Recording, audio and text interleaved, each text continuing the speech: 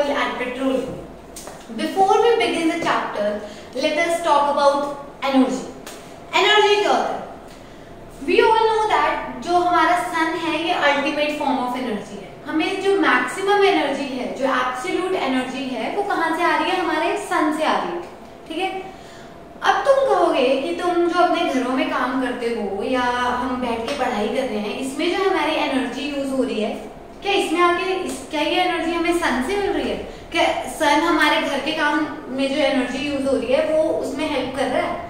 So let us सी कि अगर हम सन को अल्टीमेट सोर्स ऑफ एनर्जी कह रहे हैं तो हम वो एनर्जी कैसे कैसे डिफरेंट फॉर्म्स में यूज करते हैं.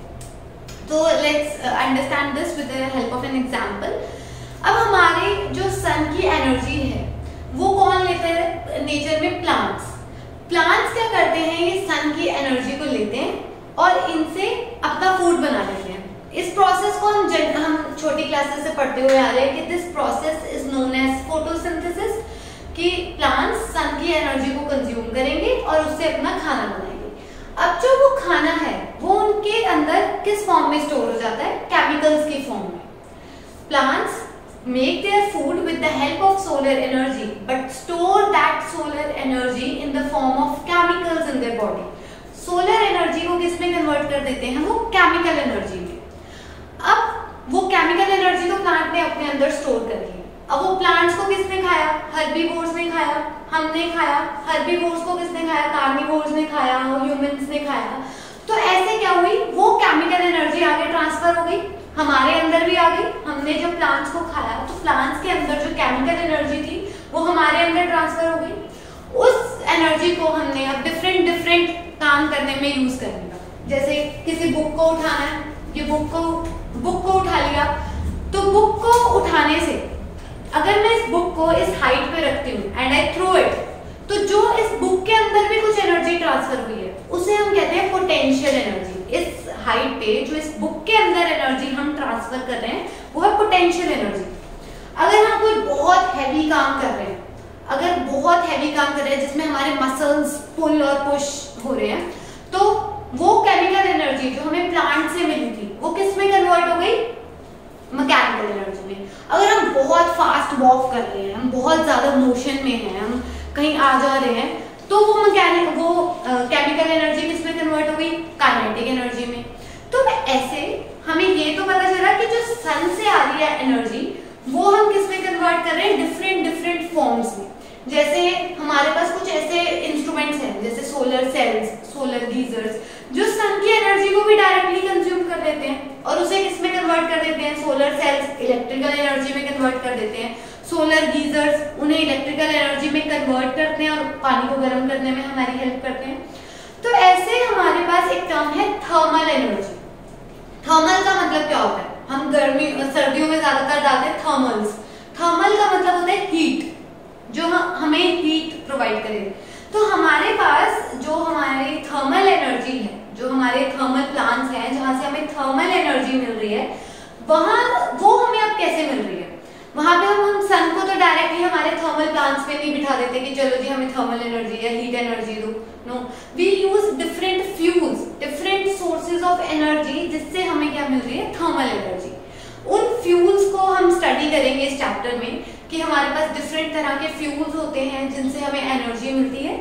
उन फ्यूल्स की एग्जांपल है coal and petroleum.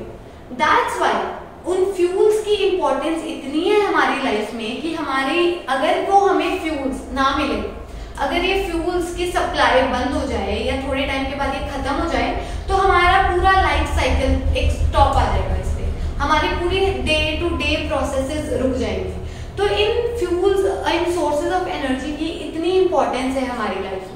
That's why we are studying this chapter. That's why we are studying coal and petroleum. क्योंकि ये जो sources of energy हैं हमारे पास, ये बहुत important है. अगर किसी भी कारण ये हमें एनर्जी देना बंद कर दें या इनकी सप्लाई हमें कम हो जाए या बंद हो जाए, तो इनसे काफी ज्यादा हमारी जो नॉर्मल प्रोसेसेस हैं वो रुक सकती हैं. हमारे एक डेली जो लाइफ साइकिल है वो पूरा डिस्टर्ब हो जाएगा इससे. So to begin the chapter, you have understood the basic what is the purpose of studying this chapter. So now we will see कि जिन चीजों सर्वाइवल में हेल्प कर रहे हैं उन्हें हम कहते हैं रिसोर्सेज।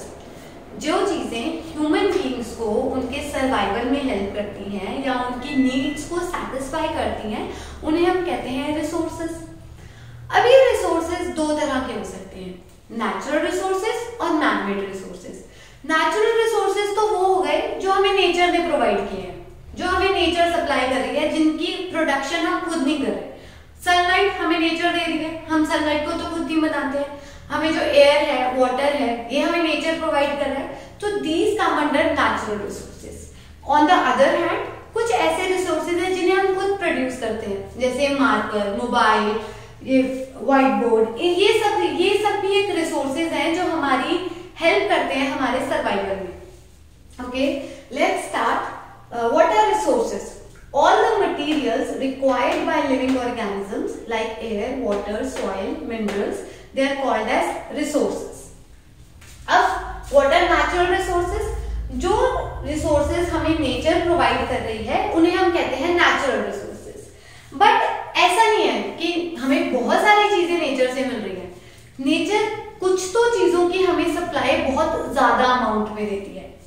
अगर हम नेचर के कुछ रिसोर्सेज को बहुत प्रॉपरली यूज करें तो उनकी सप्लाई हमें काफी लंबे टाइम तक, काफी लाइफ लॉन्ग टाइम तक हमारे पास वो रिसोर्सेज रह सकते हैं, जैसे एयर, वाटर, सनलाइट। अगर इन रिसोर्सेज को हम प्रॉपरली यूज करें तो इन्हें हम दोबारा यूज कर सकते हैं और ये हमारे पास लंबे टाइम तक रह सकते हैं।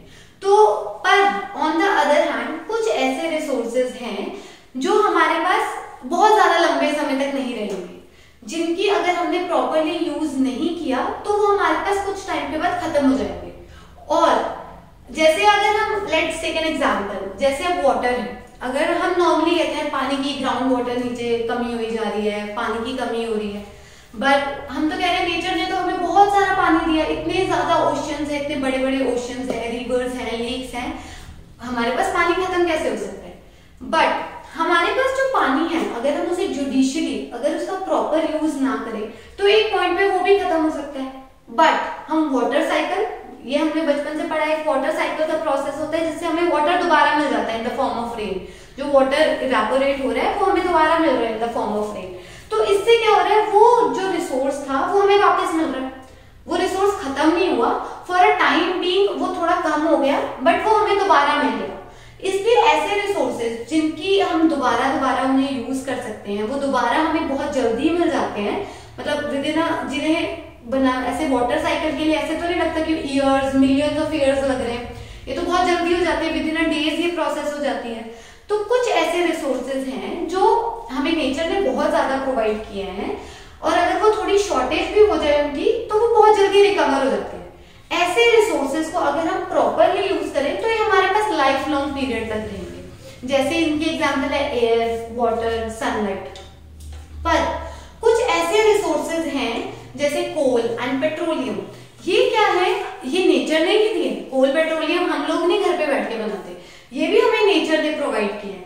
बट अगर इन रिसोर्सेज को हम प्रॉपरली यूज नहीं करेंगे तो ये हमारे पास खत्म हो जाएंगे और इन्हें ऐसे नहीं कि विद इन अ डेज, कुछ ही दिनों में हमारे पास दोबारा बन गए। No, they take millions of years to form. इनकी फॉर्मेशन में हमें मिलियंस ऑफ इयर्स लगते हैं। इसलिए ऐसे रिसोर्सेज जो हमारे पास बहुत ही है तो नेचुरल, वो भी नेचर ने प्रोवाइड किए हैं, बट उनकी जो सप्लाई है वो लिमिटेड है क्योंकि इनका जो फॉर्मेशन टाइम है वो मिलियंस ऑफ इयर्स है, वो जल्दी नहीं हमारे पास बन सकते।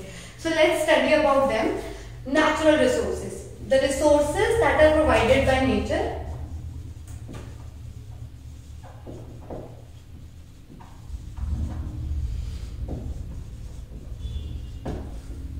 इनके हमारे पास दो टर्म्स हैं, जो नेचुरल रिसोर्सेज है इनके हमारे पास दो टाइप्स हैं, एग्जॉस्टेबल एंड इनएग्जॉस्टेबल।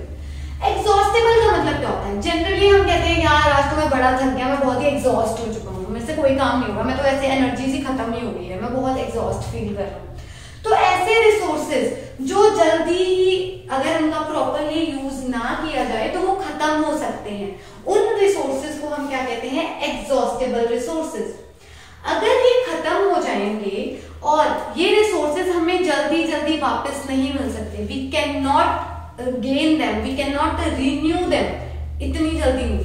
मतलब ये हमें मिल सकते हैं बट इनकी फॉर्मेशन में बहुत लंबा टाइम लग जाएगा, बहुत मिलियंस ऑफ ईयर्स लग जाते हैं, इसलिए हम इन्हें कहते हैं नॉन रिन्यूएबल रिसोर्सेज। सो हमारे पास है एग्जॉस्टेबल रिसोर्सेज, जैसे exhausted by the use of human activities. ये जो है ह्यूमन एक्टिविटीज के कारण एग्जॉस्ट हो सकते हैं। They cannot be replenished, इन्हें दोबारा रिप्लेनिश मतलब दोबारा बनाया नहीं जा सकता। They are present in limited quantity, ये जो है हमारे पास लिमिटेड क्वांटिटी में है। On the other hand we have inexhaustible resources, कुछ ऐसे रिसोर्सेज जो एग्जॉस्ट नहीं होंगे, जो खत्म नहीं होंगे, दे कैन नॉट बी एग्जॉस्टेड। अगर ये थोड़ी सी अमाउंट इनकी कम हो भी जाती है तो हम इन्हें दोबारा बना सकते हैं। They can be replenished, they are present in unlimited quantity, ये हमारे पास अनलिमिटेड क्वांटिटी में है। और इनएग्जॉस्टेबल रिसोर्सेज को हम दोबारा बना सकते हैं, that's why they are called as renewable resources. ये जो हमारे पास रिन्यूएबल रिसोर्सेज हैं, इनके हमारे पास दो टाइप्स हैं, biotic and abiotic. Biotic means living, ये हमारे पास लिविंग फॉर्म में प्रेजेंट है, जैसे हमारे एनिमल्स, हमारे फॉरेस्ट्स। और ये हमारे पास है एबायोटिक फॉर्म में, नॉन लिविंग फॉर्म में, जैसे air, sunlight, water. So this comes under renewable resources. On the other hand, जो रिसोर्सेज एग्जॉस्ट हो सकते हैं, जो विद टाइम हमारे पास खत्म हो सकते हैं, उनकी एग्जांपल क्या है हमारे पास, कोल एंड पेट्रोलियम। दैट्स व्हाई, क्योंकि इनकी अमाउंट खत्म हो सकती है और ये हमारे लिए बहुत इंपॉर्टेंट है, that's why we are studying this chapter, that's why it's important to study them. क्योंकि अगर हम 8th स्टैंडर्ड में ही, तुम स्कूल के स्टैंडर्ड से इन्हें समझोगे कि इनकी इंपॉर्टेंस क्या है, ये हमें मिलते कैसे हैं, इनका जो फॉर्मेशन है वो कितने लंबे टाइम का है, तो यू गाइस कैन थिंक कि हम इन्हें बचा कैसे सकते हैं, हम इन्हें आने वाले टाइम के लिए कंजर्व कैसे कर सकते हैं। That's why it's important to study this chapter. So let's talk about coal and petroleum. ये होते हैं हमारे पास, जब आपने कभी देखा कि जब कोई चीज बहुत ज्यादा गर्म होती है, जब किसी के अंदर इतनी ज्यादा हीट होती है तो वो चीजें टूटने लग जाती हैं। वो चीज जिसके अंदर बहुत ज्यादा गर्मी हो या बहुत ज्यादा उसका टेम्परेचर हाई हो जाए तो वो टूटना शुरू हो जाता है। ऐसा ही कुछ हुआ था जब हमारी अर्थ की फॉर्मेशन हो रही थी। जो हमारा सन था, ये बहुत ज्यादा, इसका टेम्परेचर जो था वो बहुत हाई था, मतलब बहुत ज्यादा हाई। तो ये सन क्या हुआ, इसने ये टूटना शुरू हो गया। जब सन से कुछ चीजें टूटी तो उससे डिफरेंट चीजें आगे बन गई। जब सन ने टूटना शुरू किया तो हमारे पास जो प्रोडक्ट्स टूट के बने वो कुछ डिफरेंट प्रोडक्ट्स बने। एक तो हम स्टडी करते हैं in the form of solar system, जहां हमारे प्लैनेट्स हैं जो सन से ही टूट के बने हैं। उसमें हमारा प्लैनेट है अर्थ। अर्थ जो है, जब ये सन से टूट के बना तो इनिशियली तो ये बहुत ही गर्म था, ये बहुत ज्यादा हॉट था, बट धीरे धीरे इसका जो है टेम्परेचर ठंडा होना शुरू हुआ, ये टेम्परेचर इसका कम होना शुरू हुआ। तो अर्थ का सरफेस जो था वो धीरे धीरे ठंडा हो गया, उसका टेम्परेचर लो हो गया। बट जो अर्थ थी, सपोज इट्स एन अर्थ, जो अर्थ तो थी वो अभी बाहर से ही ठंडी हुई। अभी जो अर्थ का सरफेस है सिर्फ वही ठंडा है, but deep down in the core of earth अभी भी बहुत ज्यादा हाई टेम्परेचर है। We can understand this with the help of an example of bread rolls. तुमने घर में अपनी मम्मी को ब्रेड रोल्स बनाते हुए देखा होगा। जो ब्रेड रोल्स है उसकी जो आउटर कवरिंग है वो तो है ब्रेड की, उसके अंदर हम स्टफिंग कर देते हैं, सपोज आलू की कर दी, उसके अंदर हमने अपनी स्टफिंग कर दी। जब वो ब्रेड रोल्स हमने बना के बाहर निकाले और उन्हें प्लेट में रख दिया, कुछ टाइम बाद हमने देखा कि ब्रेड की जो आउटर कवरिंग थी, ब्रेड रोल की आउटर कवरिंग जो ब्रेड वाली थी वो तो ठंडी हो गई, पर जैसे ही तुमने उसे खोला तो उसके अंदर से फ्यूम्स निकलती हैं, धुआं निकलता है।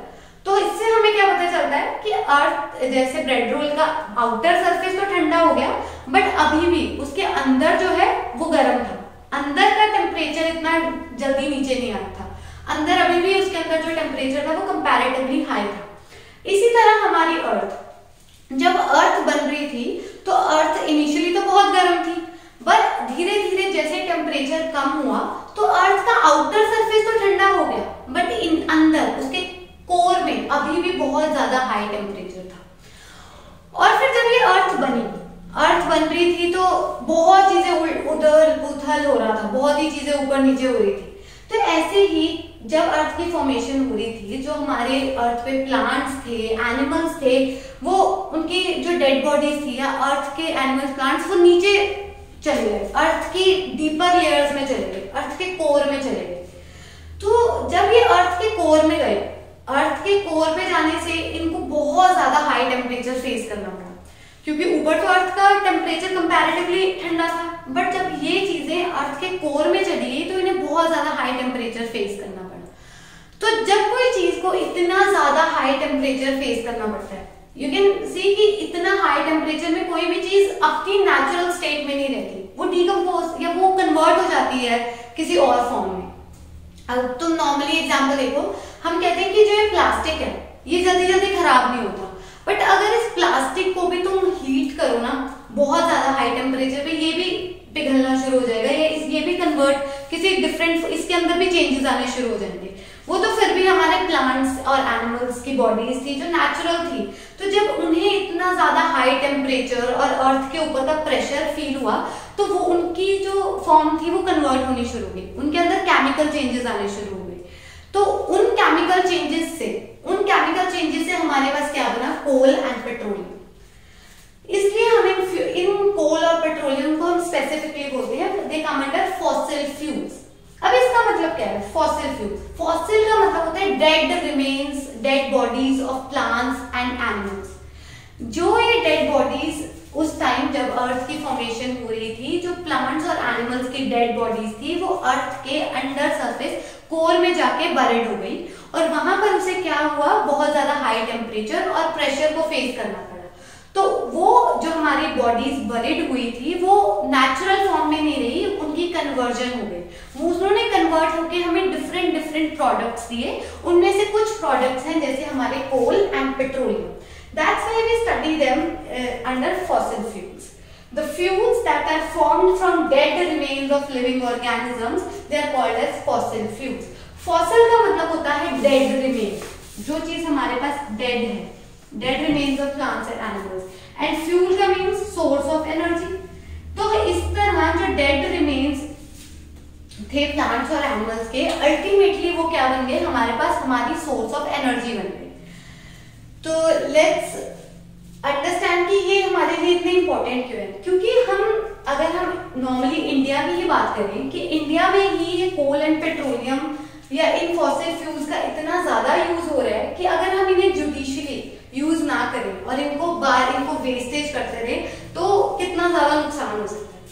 अगर हम इनका एक बेसिक स्टैट्स स्टडी करें तो approximately 40% of energy consumption in fossil fuel से जो एनर्जी आ रही है उसका 40% हमारी इंडस्ट्रीज यूज कर रही है, 24% हमारी ट्रांसपोर्ट इंडस्ट्री यूज कर रही है, 30% हम डोमेस्टिक पर्पस हमारे घरों में यूज कर रहे हैं, 6% हम हमारे फार्म, हमारे एग्रीकल्चर प्रोडक्ट्स या हमारे डिफरेंट यूजेस के लिए यूज हो रहे हैं।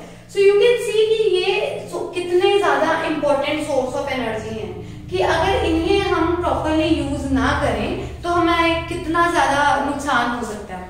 That's why it is important to study about them and know how we can conserve them. Okay, so that was the basic introduction of the chapter. Let's do a quick revision and let's understand what's basically in this chapter. So in this chapter we will study about कि हमारे पास resources क्या हैं, हमारे पास resources होते क्या हैं, वो चीजें जिनसे हमें एनर्जी मिल रही है। इनकी दो टाइप्स हैं हमारे पास नेचुरल और मैनमेड। नेचुरल रिसोर्सेज तो वो हो गए जो हमें नेचर प्रोवाइड कर रही है in the form of air, water, sunlight. पर जो नेचुरल रिसोर्सेज है वो भी हमारे पास दो टाइप्स के हैं, कुछ ऐसे जिनकी सप्लाई अनलिमिटेड है, वो कभी भी एग्जॉस्ट नहीं होंगे, वो है इनएग्जॉस्टेबल रिसोर्सेज जैसे हमारी एयर, वाटर, सनलाइट। पर कुछ ऐसे नेचुरल रिसोर्सेज हैं जिनकी अभी तो सप्लाई काफी ज्यादा है, but they can be exhausted, वो खत्म हो सकते हैं हमारे पास अगर हम उन्हें प्रॉपरली यूज नहीं करें, जैसे कोल एंड पेट्रोलियम। और ये हमारे जो है coal and petroleum, they come under fossil fuels. Why we call them fossil fuels? क्योंकि ये हमारे प्लांट्स और एनिमल्स के डेड रिमेन्स, उनके डेड बॉडीज से बने हैं। जब उनके जो डेड बॉडीज थी वो अर्थ के अंडर सरफेस पे जाके बरेड हो गई, उनके कोर में जाके बरेड हो गई, और वहां उसे क्या फेस करना पड़ा? High temperature and pressure. That's why we call them fossil fuels. Hope you guys understand the basic introduction of the chapter. Okay, I hope you guys understand it and this video was helpful to you. Subscribe to Abhyas YouTube channel and click on bell icon to get notifications of latest videos.